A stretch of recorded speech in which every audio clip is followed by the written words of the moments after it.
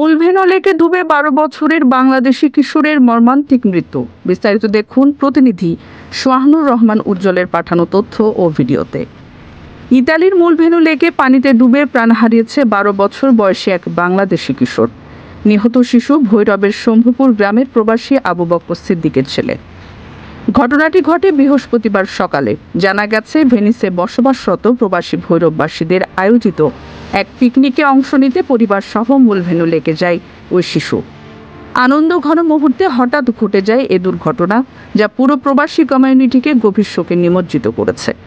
স্থানীয় প্রবাসীরা গভীর শোক প্রকাশ করে বলেন, এ ধরনের দুর্ঘটনা আমাদের জন্য বড় সতর্কবার্তা। বিশেষ করে পানি সংলগ্ন স্থানে ভ্রমণ বা বনভোজনকালে শিশুদের নিরাপত্তা নিশ্চিত করা অত্যন্ত জরুরি। বিশেষজ্ঞরা বলছেন, নদী, লেক বা সমুদ্রের ধারে শিশুদের কখনো একা যেতে দেওয়া উচিত নয়। সবসময় অভিভাবকদের নজরে রাখা, প্রয়োজনে লাইফ জ্যাকেট ব্যবহার করানো এবং সতর্কতা অবলম্বন করলেই অনেক দুর্ঘটনা এড়ানো সম্ভব। প্রবাসী কমিউনিটির পক্ষ থেকে আহ্বান জানানো হয়েছে, আনন্দ ঘন মুহূর্তেও নিরাপত্তাকে সর্বোচ্চ গুরুত্ব দিন, যাতে আর কোনো পরিবারকে এ ধরনের হৃদয় বিদারক শোক সহ্য করতে না হয়।